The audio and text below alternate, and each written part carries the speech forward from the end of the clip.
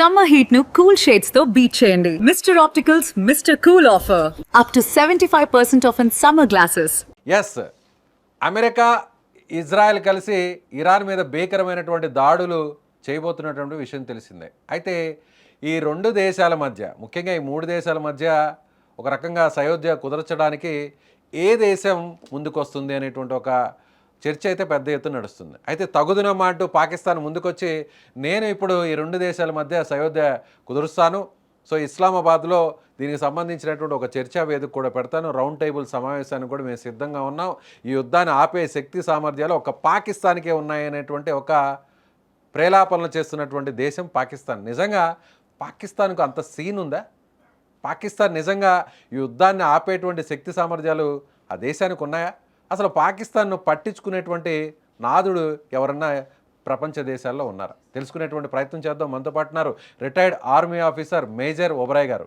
ఒబరాయ్ గారు నమస్తే అండి. నమస్తే సార్. పాకిస్తాన్ కూడా సో తగుదునమ్మా అంటూ పాకిస్తాన్ కూడా ఎంటర్ అయింది.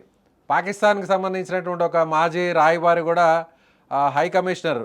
మాజీ హై కమిషనర్ కూడా ఒక టీవీ డిబేట్లో చెప్పారు, నిజంగా ఒకవేళ ఈ యుద్ధం తీవ్రమై మా మీద కానీ ఒకవేళ అనుకోని పక్షంలో జరిగితే అమెరికా మా మీద దాడి చేస్తే మేము వెంటనే ముంబై మీద అలాగే భారత్లో ఉన్నటువంటి ఢిల్లీ మీద న్యూక్లియర్ అటాక్స్ చేస్తాము అనేటువంటి స్టేట్మెంట్ ఇచ్చారు. అదేవిధంగా రీసెంట్గా చూస్తే మన డిఫెన్స్ మినిస్టర్ రాజ్నాథ్ సింగ్ కూడా కేరళలో మాట్లాడుతూ ఖచ్చితంగా కొన్ని కుయుక్తులు పాకిస్తాన్ పన్నుతుంది, అది జరిగితే మళ్ళీ ఆపరేషన్ సింధూర్ తిరిగి కంటిన్యూ అవుతుంది, పాకిస్తాన్కి ఏమాత్రం అవకాశం ఇవ్వము, ఆ ఆలోచనల్ని మానుకోవాలి, బార్డర్లను కూడా తిరిగి ఆ రూపురేఖలను మార్చడానికి కూడా మాకు ఇంకా ఛాన్సెస్ ఓపెన్లోనే ఉన్నాయి అనేటువంటి స్టేట్మెంట్ ఇచ్చారు.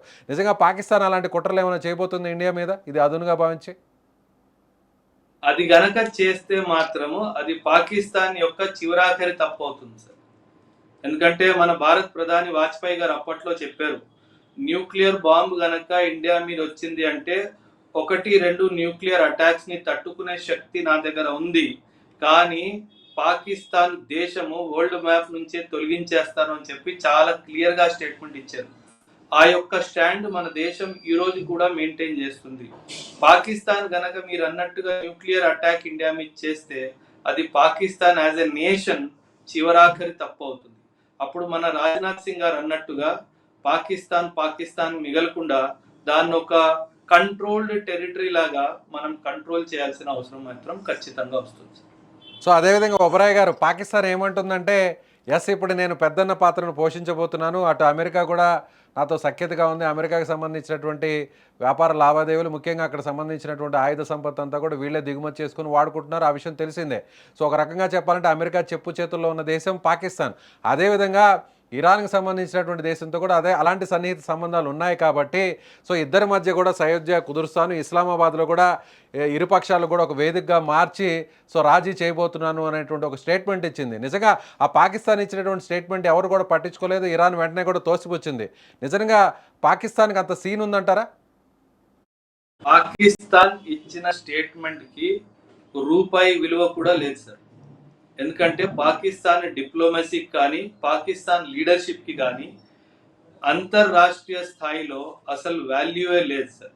వాళ్ళు మాట్లాడిన స్టేట్మెంట్ కానీ వాళ్ళు ఇచ్చే హామీ కానీ, అంటే వాళ్ళ దేశానికి చైనా ఎలక్ట్రిసిటీ సప్లై చేస్తుంది, వాళ్ళ ఎలక్ట్రిసిటీ బిల్లు పేమెంట్ చేసుకోలేని దేశము ఇలాంటి విశ్వంలో జరుగుతున్న పెద్ద పెద్ద యుద్ధాల మధ్యలో ఇంటర్మీడియరీ రోల్ ఎలా పాత్ర వహిస్తుంది సార్?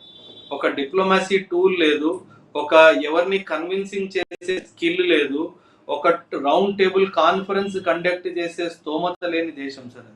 ఏదో వాళ్ళ లోకల్ పబ్లిక్ కి మోటివేట్ చేయడానికి, వాళ్ళ ప్రజల్ని ఒక వ్యామోహంలో తీసుకువెళ్ళాలి అనే ఉద్దేశంతో ఇలాంటి స్టేట్మెంట్స్ జారీ చేస్తుంది తప్ప వాళ్ళు మాట్లాడే మాటకు కానీ వాళ్ళు చేసే చేష్టలు కానీ రూపాయి విలువ కూడా లేదు సార్.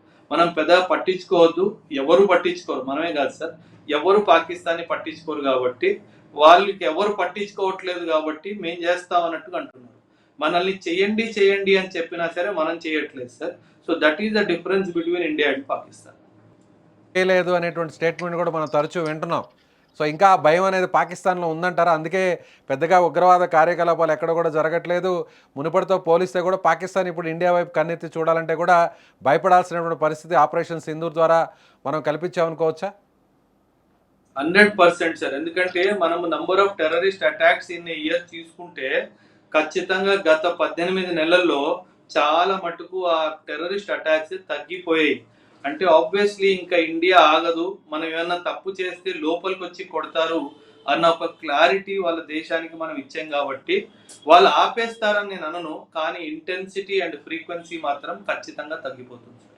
సో ప్రతి విషయంలో కూడా పులిని చూసి నక్క వాత పెట్టుకున్నట్టుగా సో పాకిస్తాన్ మన ఇండియాను చూసి ప్రతి విషయంలో కూడా స్పందిస్తుంటుంది. అయితే ఇప్పుడున్నటువంటి ఇన్ఫ్లేషన్ కానీ ద్రవ్యోల్బణం చూస్తే ఇప్పుడున్నటువంటి మార్కెట్ ధరల్లో మొత్తం బ్యారెల్ ఒక్కసారిగా చమురు ధర పెరిగిపోవడంతో పాకిస్తాన్లో ఇప్పుడు పెట్రోల్ డీజిల్ ధరలు కూడా అమాంతం ఆకాశం తాగుతున్నాయి. లీటర్ పెట్రోల్ దాదాపు 400-500 రూపాయలు పలుకుతున్నాయి. మిగిలినటువంటి నిత్యావసర వస్తువుల ధరలు కూడా ఊహించని రీతిలో పెరిగిపోయాయి. సో ఇండియాలో మాత్రం ఎక్కడ కూడా ఇంకా పెట్రోల్ డీజిల్ ధరలను ఎక్కడ కూడా మన ప్రభుత్వం పెంచలేదు. సో ప్రతి విషయంలో ఇండియాని పోల్చుకునేటువంటి పాకిస్తాన్ ఇప్పుడు మనతో కంపేర్ చేయడంలో ఏ స్టేజ్కి పడిపోయింది అనుకోవచ్చు? అంటే అదొక, అంటే నేను చెప్పొచ్చో చెప్పకూడదు సార్, అదొక సిగ్గులేని దేశం సార్.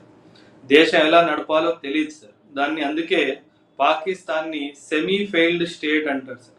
వాళ్ళ దేశం వాళ్ళు ఎలా నడుపుకోవాలో తెలియదు, ఒక ఆర్థికంగా ఎలా నడుపుకోవాలో తెలియదు, సామాజికంగా ఎలా నడుపుకోవాలో తెలియదు, అంతర్రాష్ట్రీయ స్థాయిలో ఎలా నడుపుకోవాలో తెలియని దేశం సార్.